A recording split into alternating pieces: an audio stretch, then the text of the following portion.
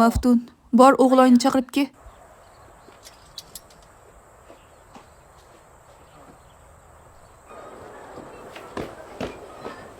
O'g'il opa, opam sizni ishga chaqiryapti. Nima uchun ishlashimiz kerak? Ishlab pul topishimiz uchun. Pulni nima qilamiz? Uy va mashina olamiz. Keyinchi? Keyin mazza qilib o'tiramiz. Hozir ham mazza qilib o'tiribman-ku.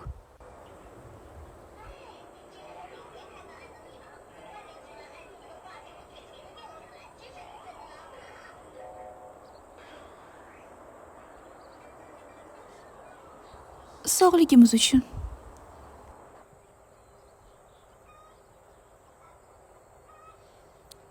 Saida, bor ana ularni qarab ke.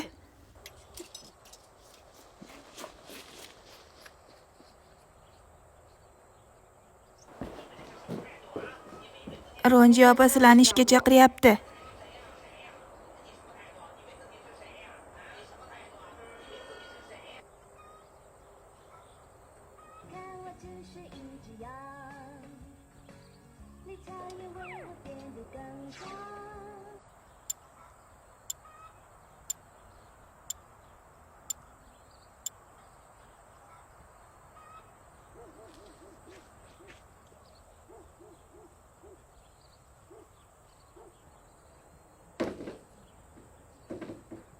Nimaga ishga chiqmadinglar? Saida, opamga o'zing tushuntirib bor. Biz pul topish uchun ishlaymiz va topgan pullarimizni yig'ib o'zimiz xohlagan narsani xarid qilib hayotdan zavq olib yashaymiz. Ammo hayot qisqa. Biz hozirdan hayotdan zavqlanib yashamoqchimiz. Shunaqa degin. Qani sen uchoving men bilan yurchi?